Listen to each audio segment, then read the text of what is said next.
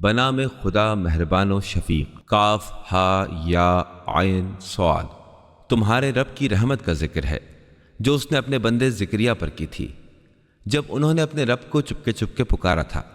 انہوں نے عرض کی، اے میرے پروردگار، میری ہڈیاں کمزور ہو گئی ہیں اور سر میں بڑھاپے کے شعلے بھڑک اٹھے، اور میں تجھ سے دعا طلب کر کے کبھی نامراد نہیں رہا، اور میں اپنے مرنے کے بعد اپنے وارثوں کے بارے میں خوف زدہ ہوں، اور میری بیوی بانجھ ہے، لہٰذا تو مجھے ایسا وارث عطا کر دے جو میرا بھی وارث ہو اور آل یعقوب کا بھی وارث بنے، اور اے میرے پروردگار تو اسے پسندیدہ انسان بنا۔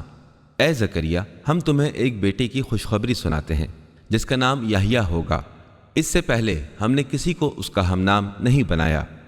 زکریا نے کہا، اے میرے رب، بھلا میرے ہاں بیٹا کیسے ہوگا؟ میری بیوی تو بانجھ ہے اور میں بڑھاپے کی آخری حد کو پہنچ چکا ہوں۔ اللہ نے ارشاد فرمایا، ہاں ایسا ہی ہوگا، تمہارا رب فرماتا ہے، یہ کام تو میرے لیے بہت آسان ہے، اس سے پہلے میں تمہیں پیدا کر چکا ہوں جبکہ تم کچھ بھی نہ تھے۔ زکریا نے عرض کی، میرے پروردگار تو میرے لیے کوئی نشانی قرار دے۔ ارشاد فرمایا، تمہاری نشانی یہ ہے کہ تم پیہم 3 راتوں تک لوگوں سے بات نہ کر سکو گے۔ چنانچہ وہ محراب سے نکل کر اپنی قوم کے سامنے آئے اور اشارے سے انہیں ہدایت کی کہ صبح و شام اللہ کی تسبیح کرو۔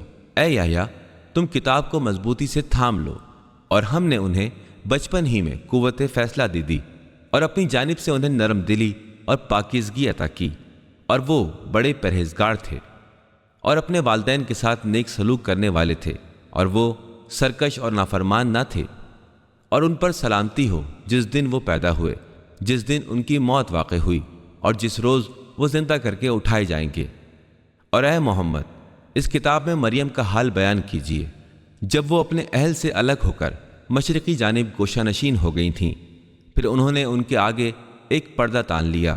ہم نے ان کی جانب اپنی روح فرشتے کو بھیجا تو وہ ان کے سامنے بھرپور انسان کی شکل میں نمودار ہو گیا۔ مریم نے کہا، میں تجھ سے رحمان کی پناہ مانگتی ہوں اگر تو خدا ترس ہے۔ اس نے کہا، میں تو تمہارے رب کا فرستادہ ہوں، اور اس لیے بھیجا گیا ہوں کہ تمہیں حکم الہی سے ایک پاکیزہ لڑکا عطا کروں۔ مریم نے کہا، مجھے بیٹا کیسے ہوگا؟ مجھے تو کسی بشر نے ہاتھ تک نہیں لگایا، اور نہ ہی میں کوئی بدکار عورت ہوں۔ فرشتے نے کہا، ایسا ہی ہوگا۔ تمہارے پروردگار نے کہا کہ یہ کام میرے لیے بہت آسان ہے، ہم اس لڑکے کو انسانوں کے لیے نشانی اور اپنی طرف سے رحمت قرار دیں گے، اور یہ کام ہو کر رہے گا۔ مریم حاملہ ہو گئیں اور اس حمل کے ساتھ کسی دور مقام پر چلی گئیں۔ زچگی کی تکلیف نے انہیں کھجور کے درخت کے قریب پہنچا دیا۔ مریم نے کہا، اے کاش میں اس سے پہلے ہی مر جاتی اور میرا نام و نشان مٹ جاتا۔ فرشتے نے نیچے سے انہیں پکارا، کہا، اے مریم، حزن نہ کرو، تمہارے رب نے تمہارے نیچے ایک چشمہ جاری کر دیا ہے، اور ذرا درخت کے تنے کو تو ہلاؤ، تمہارے اوپر تر و تازہ کھجوریں گر پڑیں گی، تم کھاؤ پیو اور اپنی آنکھیں ٹھنڈی کرو۔ اگر تمہیں کوئی آدمی نظر آئے تو اس سے کہنا کہ میں نے رحمان کے لیے روزے کی نظر مانی ہے، آج میں کسی انسان سے گفتگو نہیں کروں گی۔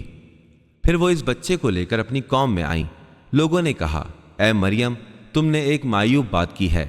اے ہارون کی بہن، نہ تو تمہارا باپ کوئی برا شخص تھا اور نہ ہی تمہاری ماں کوئی بدکار عورت تھی۔ مریم نے بچے کی طرف اشارہ کیا۔ انہوں نے کہا، بھلا ہم اس سے کیسے بات کریں جو گہوارے میں بچہ ہے؟ بچہ گویا ہوا، میں اللہ کا بندہ ہوں، اللہ نے مجھے کتاب دی ہے اور مجھے نبی بنایا ہے، اور میں جہاں بھی رہوں مجھے بابرکت بنایا ہے، اور میں جب تک زندہ رہوں مجھے نماز اور زکوٰۃ کی تلقین کی ہے، اور مجھے اپنی والدہ سے حسن سلوک کرنے والا بنایا ہے، اور اس نے مجھے سرکش اور بدبخت نہیں بنایا۔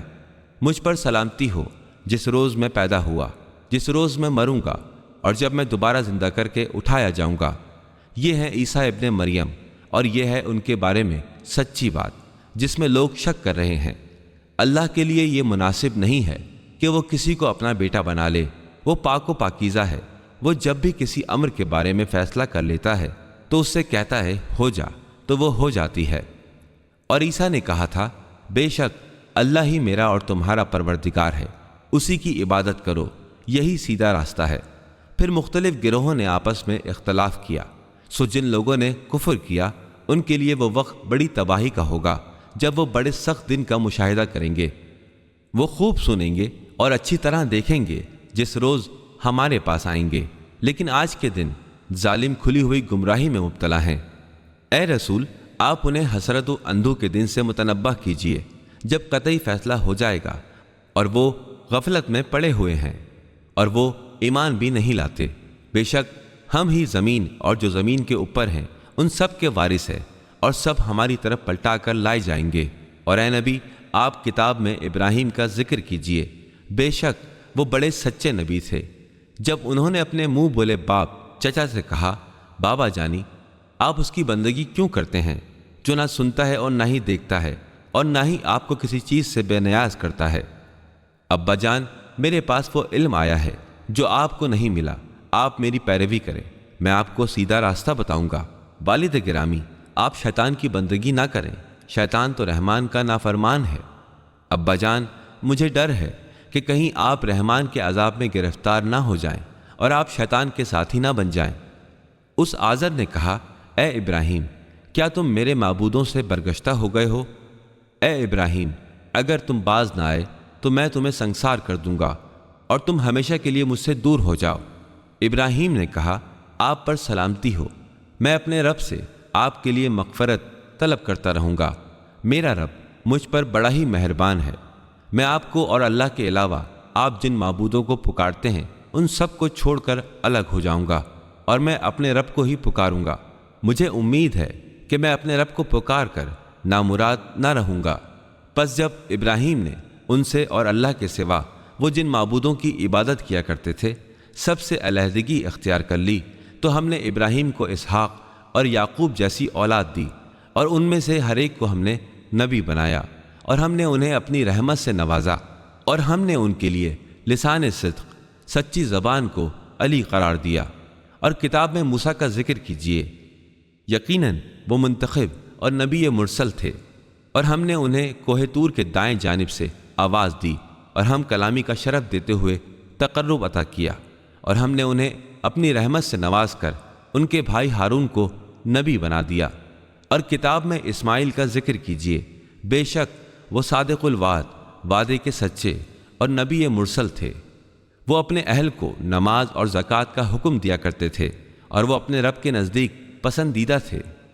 اے نبی، آپ کتاب میں ادریس کا ذکر کیجیے، بے شک وہ صدیق راست گو نبی تھے، اور ہم نے انہیں اونچے مقام پر بلند کیا۔ یہ وہ انبیاء ہیں جن پر اللہ نے انعام فرمایا، آدم کی اولاد میں سے اور ان لوگوں کی نسل سے جنہیں ہم نے نوح کے ساتھ کشتی میں سوار کیا تھا، اور ابراہیم اور اسرائیل کی نسل سے، اور یہ ان لوگوں میں سے تھے جنہیں ہم نے ہدایت بخشی اور انہیں برگزیدہ قرار دیا۔ ان کا یہ حال تھا کہ جب ان کے سامنے آیات رحمان کی تلاوت کی جاتی تھی تو وہ روتے ہوئے سجدے میں گر جاتے تھے۔ پھر ان کے بعد ایسے ناخلف جانشین آئے جنہوں نے نماز کو برباد کر دیا اور خواہشات نفسانی کا اتباع کیا۔ ان قریب وہ گمراہی کے انجام سے دوچار ہوں گے، مگر جنہوں نے توبہ کی اور ایمان لائے اور عمل صالح بجا لائے تو وہ لوگ جنت میں داخل ہوں گے، اور ان پر کسی قسم کا ظلم نہیں ہوگا۔ ان کے لیے ہمیشہ رہنے والی جنتیں ہیں جن کا رحمان نے اپنے بندوں سے در پردہ وعدہ کر رکھا ہے، اس کا وعدہ تو پورا ہو کر رہتا ہے۔ اس جنت میں وہ کوئی لغو بات نہیں سنیں گے، یہاں بس سلام کی صدا ہوگی، یعنی سلامتی، اور اس میں ان کا رزق صبح و شام ملتا رہے گا۔ یہ وہ جنت ہے جس کا وارث ہم اسے بنائیں گے جو ہمارے بندوں میں پرہیزگار رہا ہے۔ اے محمد، ہم فرشتے آپ کے رب کے حکم کے بغیر نازل نہیں ہوتے۔ جو کچھ ہمارے آگے ہے اور جو کچھ ہمارے پیچھے ہے اور جو کچھ ہمارے درمیان ہے ان سب کا مالک وہی ہے۔ آپ کا رب بھولنے والا نہیں ہے۔ وہ آسمان کا اور زمین کا اور ان کے درمیان جو کچھ ہے ان سب کا رب ہے۔ آپ اس کی عبادت کیجیے اور اسی کی بندگی پر ثابت قدم رہیے۔ کہ آپ کسی ایسی ہستی کو جانتے ہیں جو اس کا ہم نام ہو؟ اور انسان یہ کہہ رہا ہوگا، جب میں مر جاؤں گا تو کیا دوبارہ زندہ کر کے نکال لایا جاؤں گا؟